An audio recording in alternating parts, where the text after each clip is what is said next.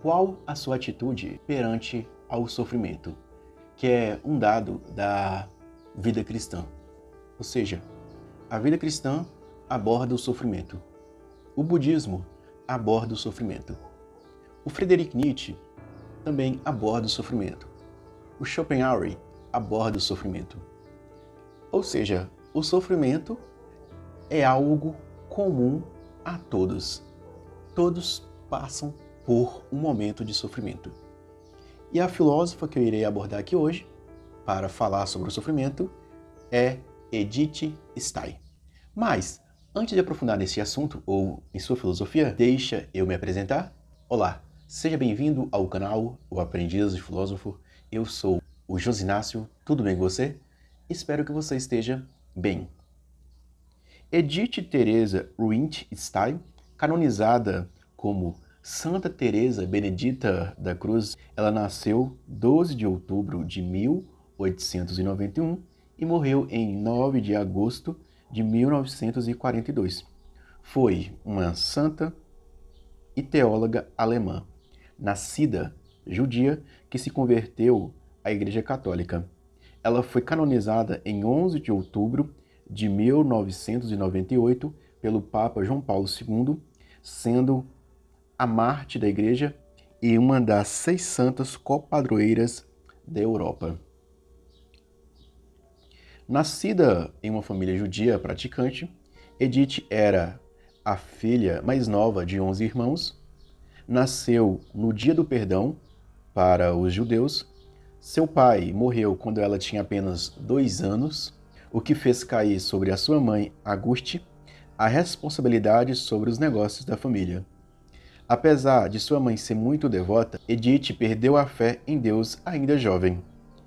Em 1911, ingressou na Universidade de Breslávia para cursar alemão e história, apesar de seu verdadeiro interesse ser a filosofia.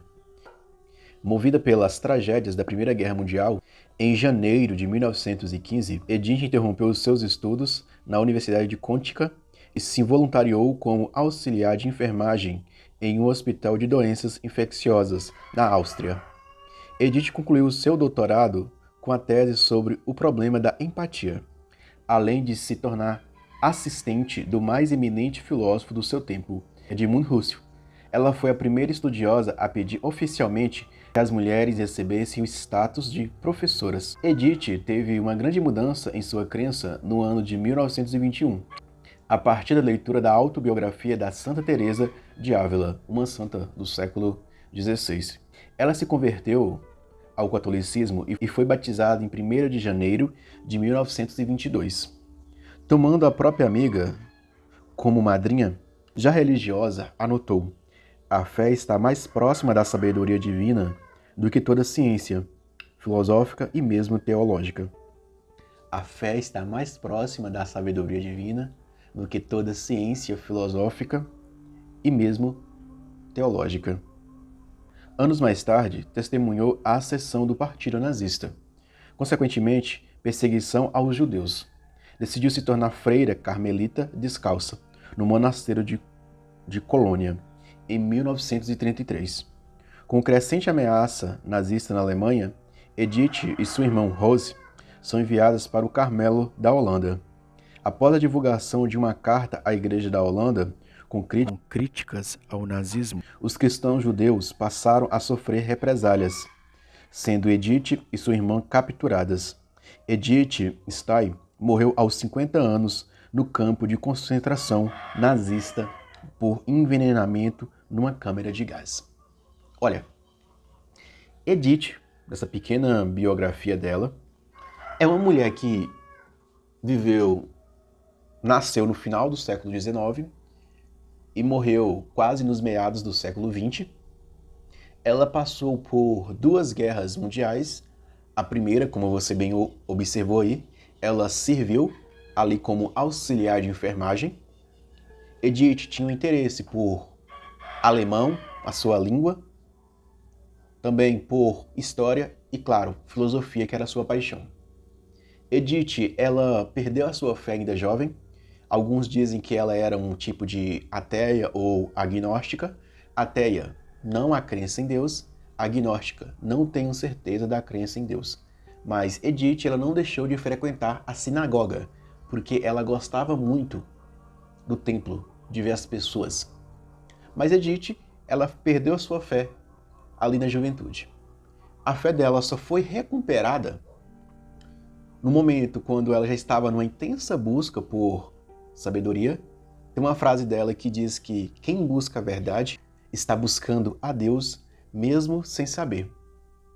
Ela começa essa busca, ela aprofunda na fenomenologia, uma disciplina filosófica desenvolvida por Edmund Husserl, que era um matemático. Essa busca fenomenológica de fazer um epoqué, suspensão do juízo, de ver a realidade como ela se apresenta, Edith faz uma experiência do sofrimento. Ela já começando a aproximar do cristianismo, especialmente a fé católica, ela tem a sua conversão ao catolicismo através da leitura da obra de Santa Teresa de Ávila.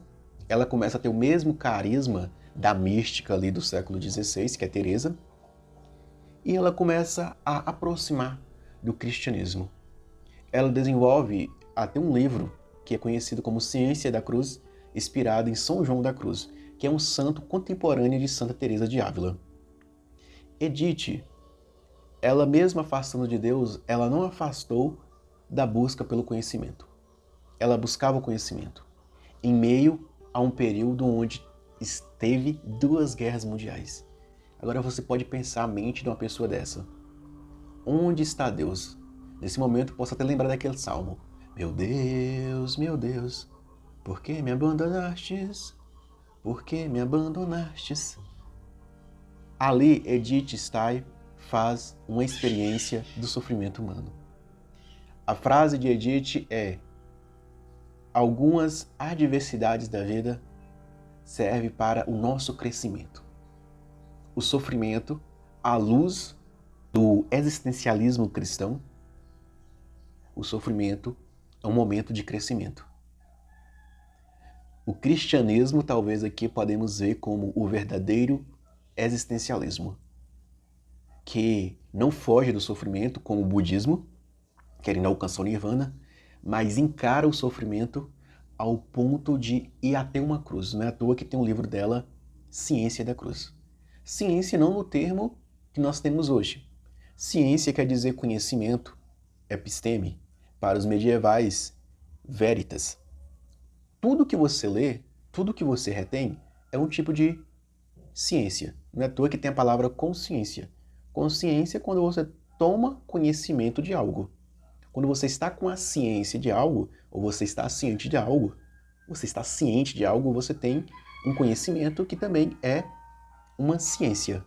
Edith, abraçando a fé cristã, ela mostra que o sofrimento só tem sentido se você dá sentido ao seu sofrimento. Por exemplo, a morte de Jesus em uma cruz teve um sentido ali. Aquele sofrimento foi para salvar a humanidade. O cristianismo ensina, através da Bíblia, que você pode oferecer o seu sofrimento junto ao sofrimento de Jesus na cruz, como o apóstolo Paulo já tinha receitado. E Edith Stein, ela fez isso quando ela foi para a Câmara de Gás. Quando ela foi para a Câmara de Gás, ela falou que ela estava indo para os seus irmãos. E aquele momento ali na Câmara de Gás, ela ofereceu a Jesus, ofereceu para praticamente completar ali o sofrimento de Cristo na cruz. Para quem é cristão católico, dá para fazer isso. Edith Stein, ela faz a experiência da mística cristã através do sofrimento. O sofrimento é um fato. Ela mostra que sofrimento, muitas vezes, nós não iremos compreender. É por isso que vai ter um gesto de fé e buscar dar sentido ao seu sofrimento. Edith Stein está começando a influenciar na psicologia, não é à toa que a fenomenologia do Edmund Husserl também é um pouco psicológica. O sofrimento é um fato, e aí? O que eu vou fazer com esse fato que me apresenta? Aqui está um momento onde Edith Stein, desenvolvendo seu livro Empatia, onde empatia é muitas vezes você se colocar no lugar do outro, você reconhecer o sofrimento do outro. Antes de Edith Stein já tinha o Schopenhauer, que receitava que a compaixão é uma forma de você amenizar o seu sofrimento. Quando você olha para o sofrimento do outro, você busca ajudá-lo, você está também tentando ajudar o seu sofrimento interno. Quando Edith foi servir na Cruz Vermelha, na Primeira Guerra Mundial, ela olhou para o sofrimento do outro e fez alguma coisa. Catarina de Sena, ela disse que a verdadeira compaixão não é apenas sentir pena, mas é você agir. Ou seja, Edith Stein via o sofrimento das pessoas, sentia compaixão, mas também agia em cima ali, daquela situação. Então, esse existencialismo cristão é você saber que tem sofrimento, o que você pode fazer para dar sentido ao seu sofrimento. Existe uma diferença muito grande. Uma pessoa que estuda e não sabe o significado do seu estudo, não tem sentido o seu estudo. Uma pessoa que estuda e dá sentido ao seu estudo, tem uma finalidade os seus estudos. Assim é Edith Stein, abraçando a fé cristã. A fé cristã tem uma visão de revelação. As coisas não se revelam na sua totalidade para você hoje, mas ao longo do processo existencial, as coisas vão esclarecendo para você e você vai vendo que tudo começa a se encaixar, tudo começa a fazer sentido. Eu posso trazer um pouco aqui na minha vida particular, dos meus pais. Eles vivem na prática o existencialismo cristão, ou já viveram bastante na prática o existencialismo cristão. Em meio ao sofrimento que eles passaram para cuidar de 3 filhos, eles tinham um certo amor. O Friedrich Nietzsche fala o amor fati, o amor fato. Eles abraçavam a vida, ou buscavam abraçar a vida no seu fenômeno, no seu fato. Nem à toa que fenomenologia é o estudo do fato. Como eu interpreto esse fato? O sofrimento existe, mas como eu estou interpretando o fato do sofrimento? Ou seja, tem pessoas que lidam com o sofrimento de forma diferente e é o mesmo sofrimento. Ou seja, o que é pesado para um, para o outro já não é tão pesado, porque a pessoa ela tem uma forma diferente de enxergar o fenômeno. Estudando Edith Stein, podemos ver que ela nos convida a enxergar o sofrimento de forma diferente através das lentes do existencialismo cristão, através da ciência da cruz, do conhecimento da cruz de Cristo. Através desse processo, Edith Stein, ela nos ensina que existe sofrimento e temos que dar sentido ao nosso sofrimento, e o sofrimento muitas vezes faz nós crescermos de forma espiritual. Existe uma pedagogia do sofrimento dentro do cristianismo, especialmente o catolicismo. Então, uma adaptação de Edith Stein é essa aqui, ó, o sentido da vida. A vida humana, em sua totalidade, é um mistério que se revela gradativamente. Olha, a vida humana é um mistério que vai se revelar de forma gradativa, não de uma vez. Isso aqui é um pouco do mistério da fé cristã. As coisas se revelam de forma devagar para nós, não na sua totalidade, porque muitas vezes se revelar na sua totalidade de uma vez para você, talvez você nem suporte tudo. Então vai revelando de forma gradativa à medida que você tem capacidade. É aquela frase de São Paulo: para as crianças, dá leite. Para pessoas adultas, dá um alimento mais sólido. Olha, adaptação aqui de Edith. A busca pelo sentido não é um destino, mas um caminho a ser percorrido. A busca pelo sentido não é um destino, mas é um caminho. Às vezes, todo dia você vai ter que dar um sentido ao seu sofrimento. Às vezes, todo dia você vai ter que ressignificar a sua vida. Ou, de tempos em tempos, de ciclos em ciclos, você vai ter que dar uma ressignificada na sua vida, porque não dá para você ficar repetindo o mesmo. Olha só, a felicidade não se encontra em bens materiais ou prazeres passageiros. Não dá para você colocar sua felicidade em bens materiais ou prazeres passageiros, porque isso tudo se vai. Olha o complemento. Mas na realização da nossa vocação e a busca pela verdade. Vocação e busca pela verdade.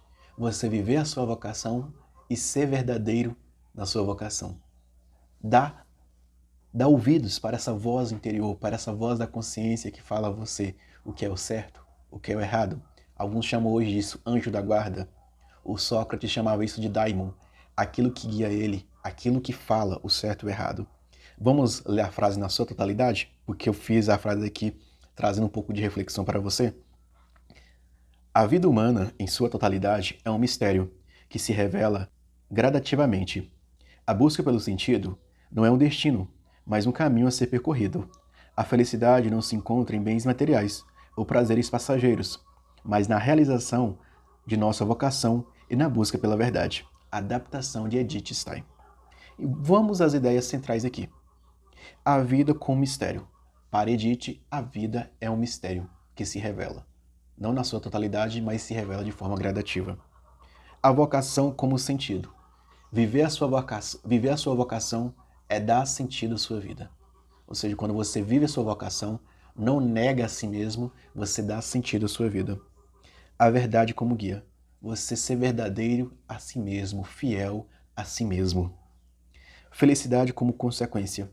Hoje as pessoas querem a felicidade a todo custo.